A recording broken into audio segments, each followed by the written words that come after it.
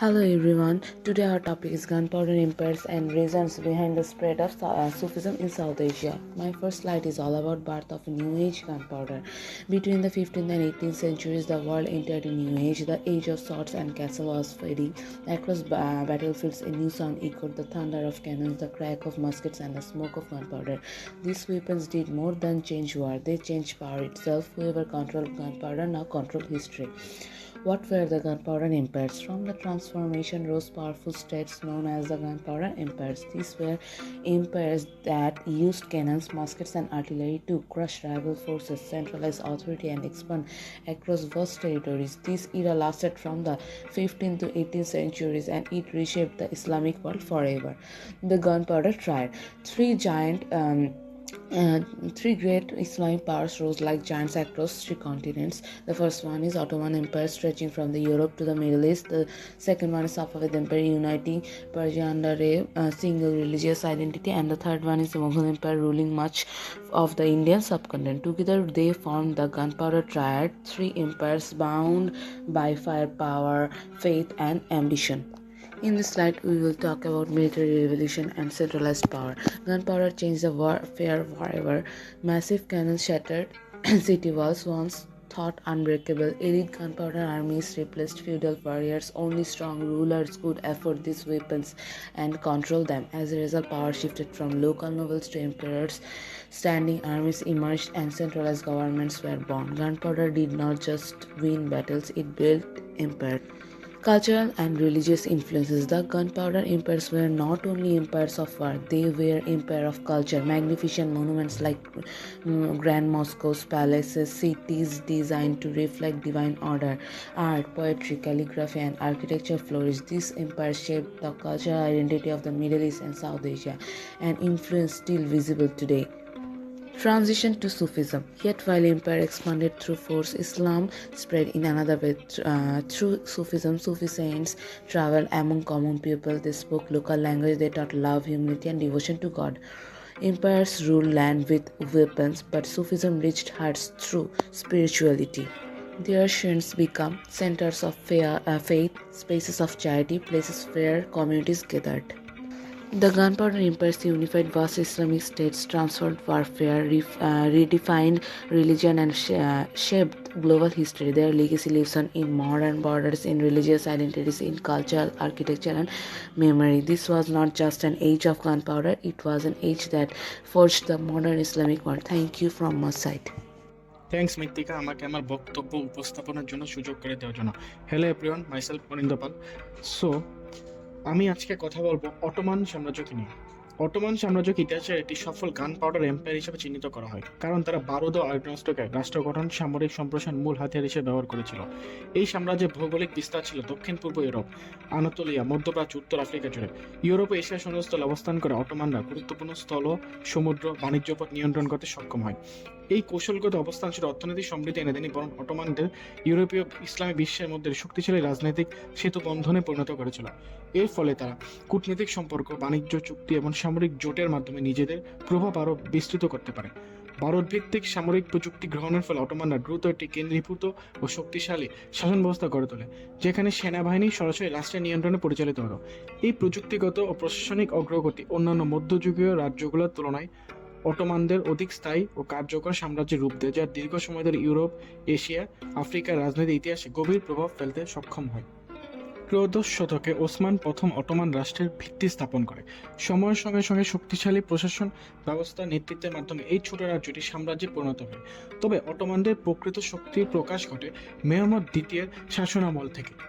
1453 সালে মেহমদ দ্বিতীয় বারুদ চালিত বিশাল কামান ব্যবহার করে কনস্টান্টিনোপল শহর দখল করে। এই ঘটনা শুধু বার্জেস্টাইন সাম্রাজ্যের পতন ঘটেনি, বরং মধ্যযুগের দুর্গকেন্দ্রিক যুদ্ধ অবস্থা অবসান ঘটিয়ে আধুনিক যুগদের বিকাশ ঘটে। অটোমান সামরিক শক্তির প্রধান স্তম্ভ ছিল জ্যানিসারি বাহিনী। তারা ছিল কঠোরভাবে প্রশিক্ষিত, নিয়মিত বেতনভুক্ত আগ্নেয়াস্ত্র পেশাদার পদাতিক সেনাদল। ভারতভিত্তিক অস্ত্র ব্যবহারে পারদর্শী এই বাহিনী অটোমানদের ইউরোপীয় শক্তিগুলোর বিরুদ্ধে সামরিকভাবে এগিয়ে রাখে। বিশেষ করে দুর্গ দখল, মাঠ যুদ্ধে জ্যানিসারিদের ভূমিকা অটোমান সাম্রাজ্যের সম্প্রসারণ ও দীর্ঘস্থায়ী সামরিক আধিপত্য নিশ্চিত করে। স্থলবাহিনীর পাশাপাশি অটোমানদের শক্তিশালী নৌবাহিনীও ভূমধ্যসাগর আধিপত্য প্রতিষ্ঠা করে। এর মাধ্যমে তারা বাণিজ্য পথে নিয়ন্ত্রণ করে ইউরোপীয় শক্তিগুলোর সাথে সামরিক ও কূটনৈতিক প্রতিদ্বন্দ্বিতায় লিপ্ত হয়। অটোমান শাসন ব্যবস্থায় শরিয়া আইন, সুলতানি আইন বা কানুন এই দুয়ের মধ্যে সমন্বয় বিস্তারভাবে দেখা যায়। উলামা ও পণ্ডিতদের ভূমিকা ছিল প্রশাসন, ন্যায় বিচার অত্যন্ত গুরুত্বপূর্ণ ভূমিকা। এই ব্যবস্থা অটোমানদের শাসন ছিল স্থিতিশীল এবং কার্যকর। স্থাপত্য শিল্পে অটোমানদের ভূমিকাও ব্যাপক ছিল। হাগিয়া সোফিয়া রূপান্তর, বুলু মসজিদ অটোমান ধর্মীয় শক্তি ও শিল্প রাজকীয় ক্ষমতার দৃষ্টান্ত স্থাপন করে। এই স্থাপনাগুলো অটোমানদের ধর্মীয় শক্তি, নান্দনিকতার ও রাজকীয় ক্ষমতা প্রকাশ করে। প্রথম বিশ্বযুদ্ধের পর অটোমান সাম্রাজ্যের পতনের মাধ্যমে মধ্যপ্রাচ্যের নতুন রাষ্ট্র ব্যবস্থার সূচনা হয়। 1923 সালে লুসান চুক্তি আধুনিক তুরস্কের সীমানা নির্ধারণ করে। মুস্তফা কামাল আতাতুর্কের সংস্কারসমূহ অটোমান খিলাফত অবসান ঘটিয়ে একটি ধর্মনিরপেক্ষ রাষ্ট্র গঠনের পথ প্রশস্ত করে। এর ফলে আজকের তুরস্কের রাষ্ট্রনীতি ও ধর্মীয় পরিচয়ের মধ্যে যে দ্বন্দ্ব দেখা যায়, তারা ঐতিহাসিক শিখর অটোমান উত্তরাধিকারের মধ্যে নিহিত হয়। While the Ottomans represented Sunni political power in the West, the Safavid Empire emerged in Persia with a religious vision that permanently reshaped the Islamic world. The Safavid Empire was founded in 1501 by Shah Ismail I in the region of Persia or modern-day Iran. What made the Safavids unique among the Gunpowder Empire was their decision to declare 12 Shia Islam as the official state religion.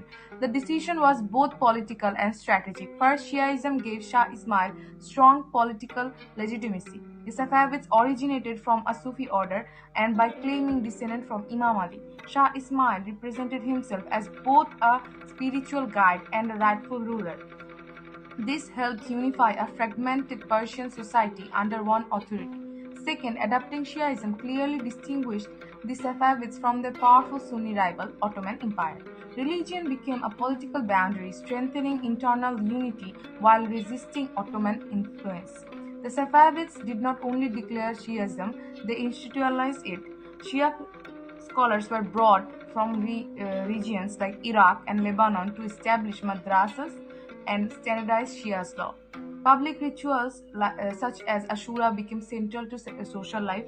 Militarily, the Safavids were also a gunpowder empire. Under Shah Abbas I, the army was modernized through firearms and artillery experts. Trade and alliances with Europe helped counter Ottoman pressure.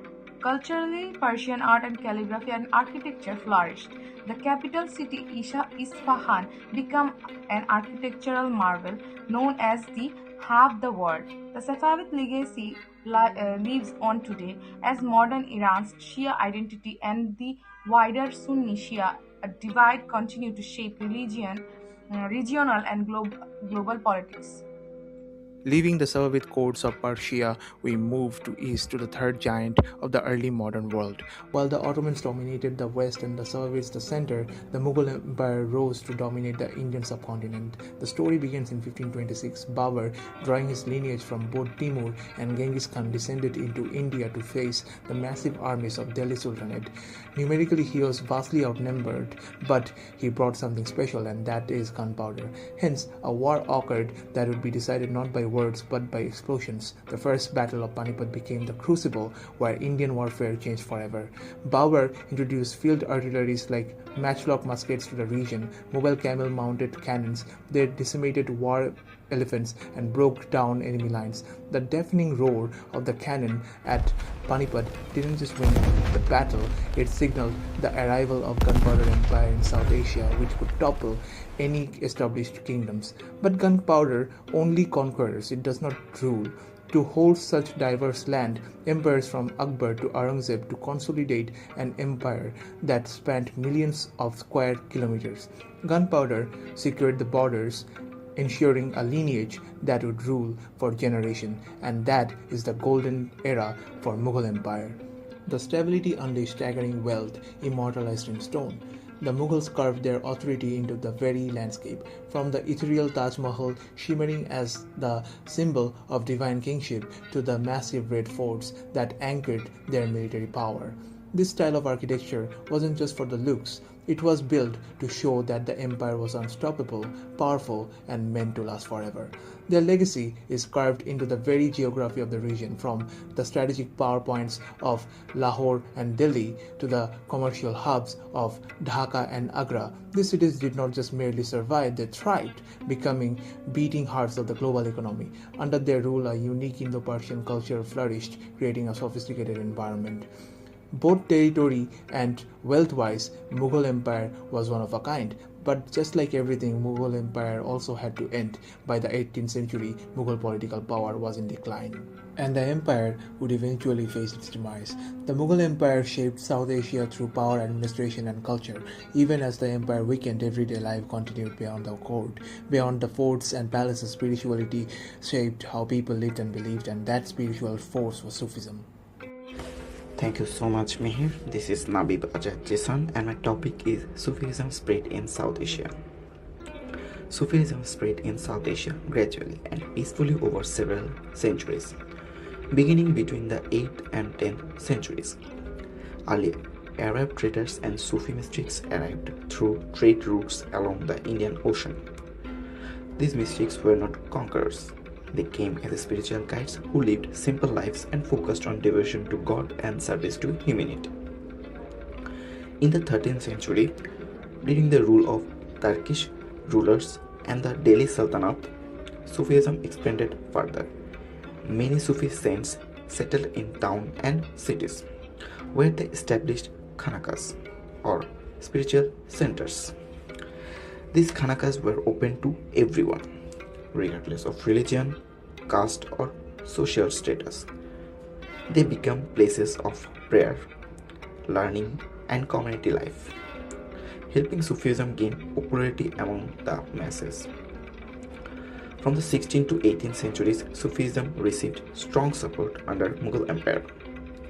Mughal emperors, especially Akbar, respected Sufi saints and patronized their shrines. This royal support helped Sufi institutions spread across the Indian subcontinent and strengthened their social influence. One of the main reasons for the popularity of Sufism was its spiritual accessibility. Sufi teachings emphasized love for God, peace, tolerance, and compassion for all human beings. There were no strict boundaries, and Sufism easily integrated with local cultures and traditions.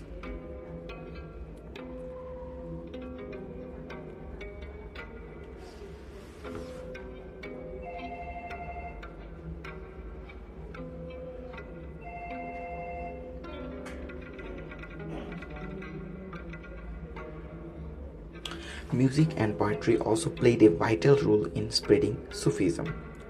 Qawwali and the poetry of Sufi figures like Amir Khusru and Bulle Shah communicated spiritual ideas in a way that ordinary people could understand and feel. Over time, Sufi shrines became centers of charity, education, and healing.